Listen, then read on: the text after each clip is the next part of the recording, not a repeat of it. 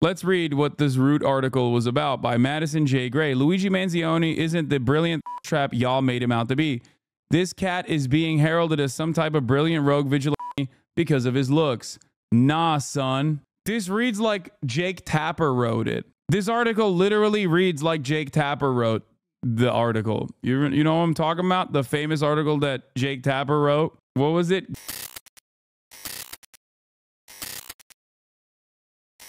Let's close this chapter. He got in the belly or something, so he like lived just long enough to go to the hospital and get denied health insurance. That's what I really wish. Cocksucker. I mean, you said I hate Akash, but he's cooking here.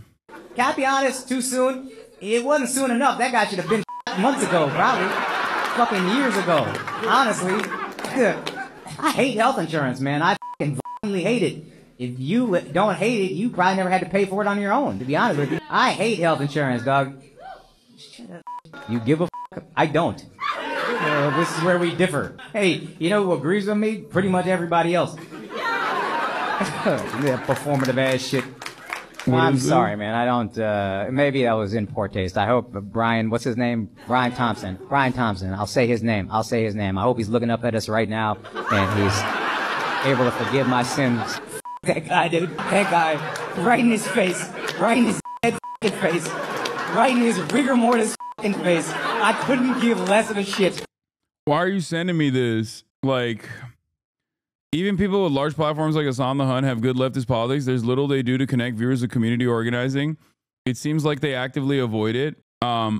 Is this person actually from Atlanta? Because if they are, they would know that not only have I talked about the Stop Cop City protests, I've also personally given money to the Stop Cop City protesters. So even directly on Atlanta related politics, like I've been there. And my job also personally is to offer light to this sort of stuff. We don't need influencers. We need community organizers. I agree. Political education. I agree, which is something that I try to offer. Unions. I agree. Neighborhood councils. I agree. International solidarity. I agree. And proactive organizing. These influencers just build platforms and boil important discussions down to quick talking points. I don't watch streams, but the New Thinker pointed out that during Hasan the Hun's DNC stream, dozens upon dozens of organizers asked him to speak at community events taking place across the city, and he tacitly refused. Absolutely perfect example of the opportunism problem. Yeah, that's also not true. Not only did I actually offer coverage to the uncommitted movement, it led me to get kicked out of the DNC, but also I literally did attend the protests in the first day of the DNC. That's what I spent my time doing. So this is a common critique I see from people I respect who don't watch him, but it's simply untrue. He's the largest contributor to Amazon labor union, subverting his employer, has done many streams with labor organizers on many different picket lines. He streams the UCLA Gaza encampment and DNC Gaza protests, had dozens of people coming up to him, thanking him for getting them into organizing, as he does tell his audience to get involved in local organizing all the time.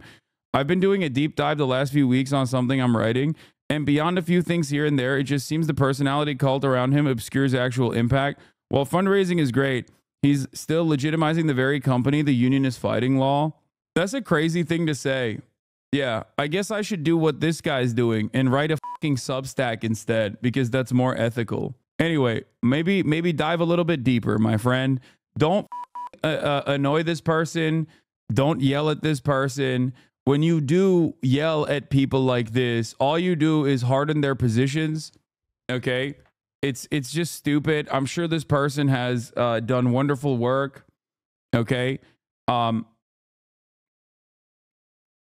So, you know, I hope that in their deep dives they will be able to develop a broader picture. But yeah, if you do that, I hate you. If you go after this person and like yell at them and try to defend my honor or whatever, I hate you. Do not harass or bother this person. But yeah, I'm pretty familiar with how much privilege that I have. And I personally try to use that privilege for good. If people are concerned or confused by what I do, my goal is to educate, but also agitate, but also, most importantly, entertain. In the process, I try to dumb down a lot of these dense theory-based ideas and I try to apply a materialist lens to why things are happening in the way that they are.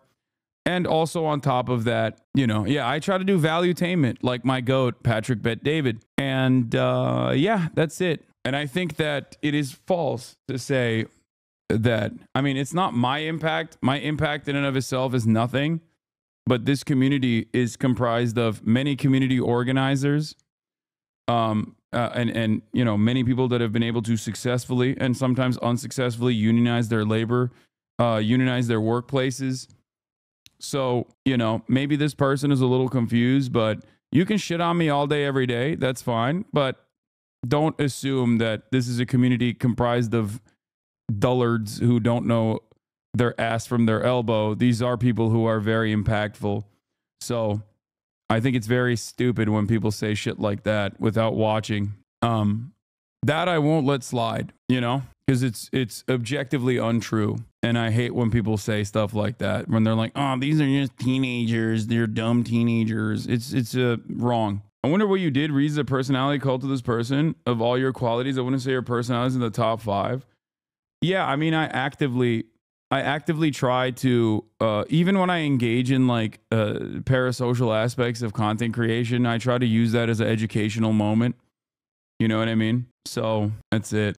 But most of this argument basically reduces to he should do everything but the one thing that he's successful at.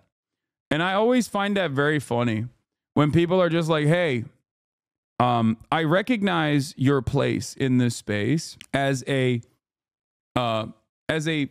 successful content creator whose worldview is almost identical to mine, most likely. But I think you should stop the one thing that you're incredibly successful at, that it's so successful that like I recognize it, and do something else. It almost always gets reduced to that by both my haters who want me to shut the f up and go away, and even people who would normally be fans that also ironically advocate for the same thing. The unfortunate reality for you guys that want me to shut the f up and go away is that I'm not going to do that. And I also don't know why you think you have any say in this process. You can try to write a convincing argument on your Substack or whatever. I have yet to see it. But, you know, overall, stay in your lane. I'm going to stay in mine. And I'm going to keep doing what I'm doing. Many people have come and gone. Some who have said Hasan is secretly a reactionary, maybe even, dare I say, a fascist. Hasan is this, Hasan is that. And it seems like my opinions on, or my commentary has not changed. And yet many of those other people who used to say I'm secretly in the pocket of the DNC or whatever, those guys have actually left the Democrats and left any sort of socialist organizing. And half of them now straight up advocate for Donald Trump. So I don't know. You could call me anything, but you can't call me inconsistent. Okay?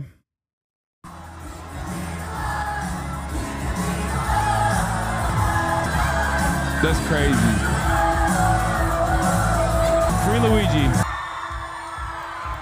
gotta give the people what they want, right? Long live Luigi, free Luigi. That's right. This was a really funny article that Felix pointed to.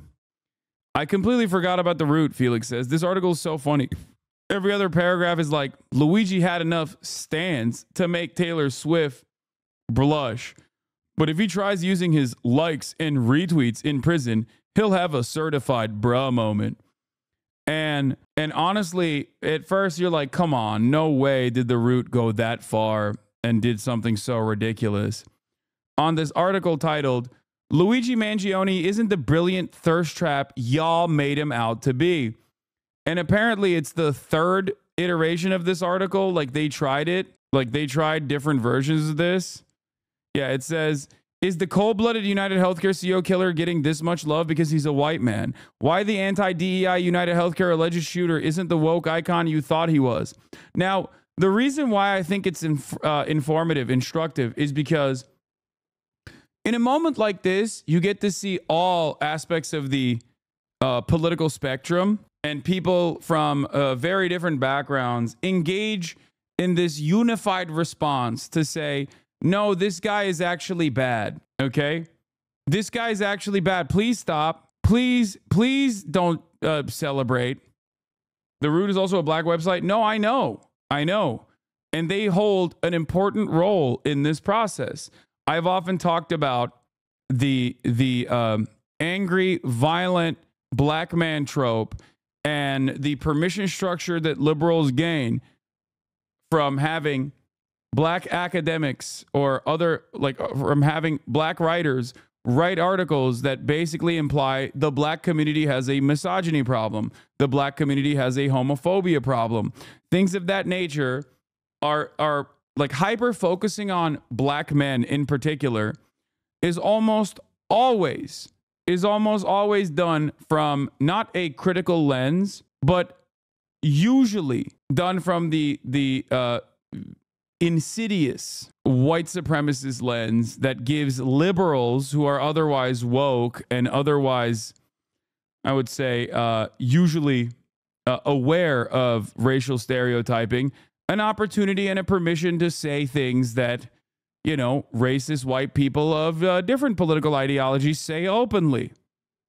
Okay? This isn't to say that, like, there isn't homophobia, queerphobia, or misogyny in the black community. It's just that it exists in every community, and hyper focusing on black people in this way oftentimes is done with this nefarious purpose. Anyway, we saw some versions of this in terms of like identity, like hyper focused radlib identity politics being utilized against the solidarity shown by every group towards Palestinian emancipation, when people will be like, where was the watermelon gang at when BLM was happening?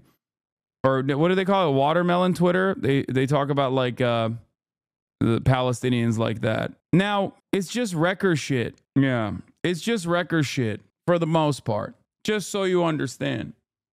It is not done with honest intentions, in my opinion.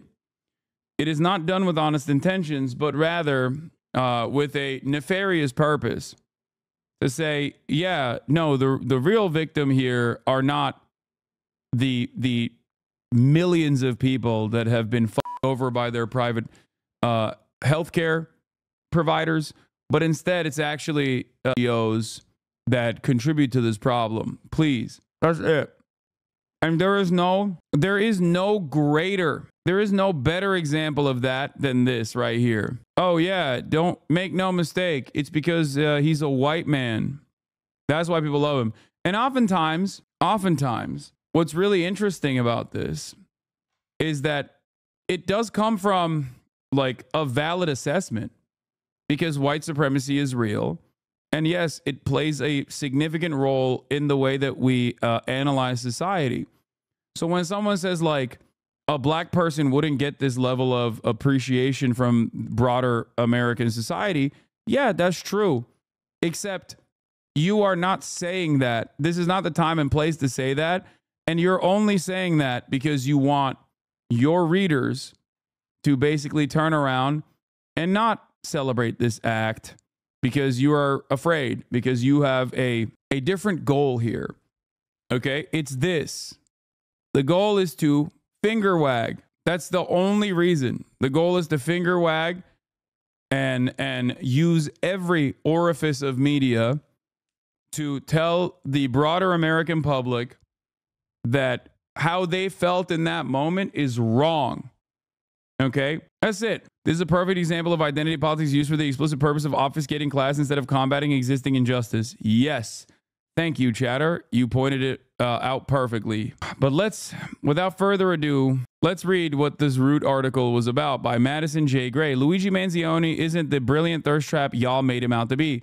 This cat is being heralded as some type of brilliant rogue vigilante because of his looks.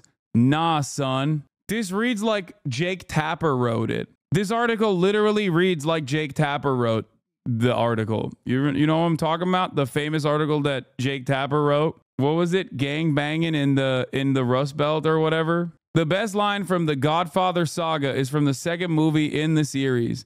Michael Corleone says, "If anything in this life is certain, if history has taught us anything, it is that you can kill anyone." Maybe Luigi Mangione took this really seriously when he decided to allegedly bust a cap in the back. I don't know what to say about this. Okay. This was a white man or AI? No. I think it's an incredibly corny liberal who wrote this. I know it reads as like an out of touch white dude, like Jake Tapper. Like as though Jake Tapper wrote it personally. No, it's not. It's not an article doing blackface. Some were shocked that the broad daylight killing could take place in Midtown Manhattan, one of the most monitored areas in the country. Others actually cheer for the killing of a leader of a company that has gained infamy among regular people seeking reliable health insurance. Before Mangione's arrest, when only an unclear photo of him in New York hospital circulated, people were hailing him as some kind of brilliant vigilante who struck a blow against an evil healthcare company. Others were lusting over him harder than they do Timothy Chalamet. Many believe this mastermind had fled the country for a place with no extradition laws, never to be seen on American soil again. Now we know that Mangione actually came from privilege with his Ivy League engineering and tech intern background. Again, yeah, Jake Tapper gangbanging in the media land but Lil Coddle was serious, busting op-ed in its ass, yo. This is a real article, man. As smart as he's supposed to be, Mangione was never about that criminal life. He did dumb shit like remove his face mask in a heavily surveilled area, apparently left the trail of evidence. And even in his perp walk, he wouldn't shut up. A violation of rule number 1 when you get cuffed. Folks, especially white women, are standing Mangione because he's young and handsome. And I guess pretty privilege also applies when you take a mugshot. Amazing. But it shouldn't come as a surprise because some of these same white women last month voted for a man who thinks their bodies are government property. Mangione's trying to fight extradition where he'll be arraigned. He'll probably wind up in Rikers Island where, trust me, all that standing by the public won't protect bruh. This whole episode created a new and probably needed discussion on the healthcare system, but unfortunately the focus has shifted to a man who really doesn't deserve the flowers he's getting. Yeah, this is incredible stuff. It's a fantastic article. Congratulations to The Root for yet another banger, okay? All right, that was fantastic. Congratulations. Like, there's a million articles you could write from the racial angle, okay? Where like Americans' broad reception to Daniel Penny, okay? A person who dished out quote unquote vigilante justice against a black unhoused person experiencing a mental health episode in a system that failed Jordan Neely time and time again.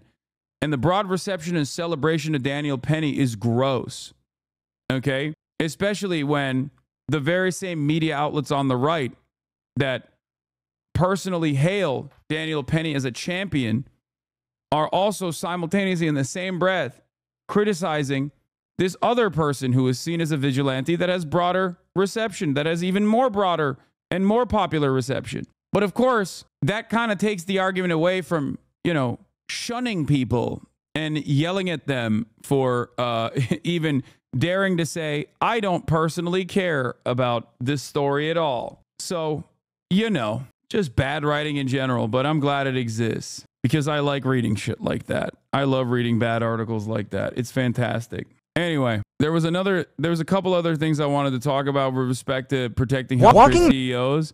I'm glad that Connor O'Malley is doing the right thing and is working tirelessly in defending healthcare CEOs, walking medical executives from their offices to their car. Walking medical executives from their offices to their car. I had no weapon. I was going to disarm attackers with original song.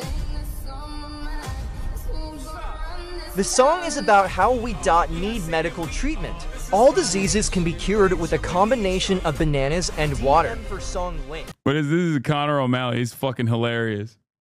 He's a comedian who does stuff like this all the time. He's great. Before you say this is not like a crazy person, chat. He's a comedian. He is presenting himself as a crazy person. I know, 127. Okay, I guess I'm not the most autistic in this fucking community. All right, Jesus Christ. He is a comic. This is a joke. Anyway, but at a time when we have many CEOs that are terrified, I wanted to speak about this one CEO who was asked on Piers Morgan's broadcast what he would say to people who celebrated Luigi Mangione. Now, the reason why I think this is really funny is because Peter Thiel is a real life supervillain. Peter Thiel also partially is responsible for the root, or at least the larger company that owned the root and many others, Gawker Media, being destroyed. Okay, Peter Thiel, who actually, you know, has real blood boys, is once again showcasing his charisma and defending the honor of CEOs. And to those who think this shooter is a hero because he did it because he said this healthcare executive was presiding over a healthcare system which kills thousands of Americans by denying them cover, what would you say to them? I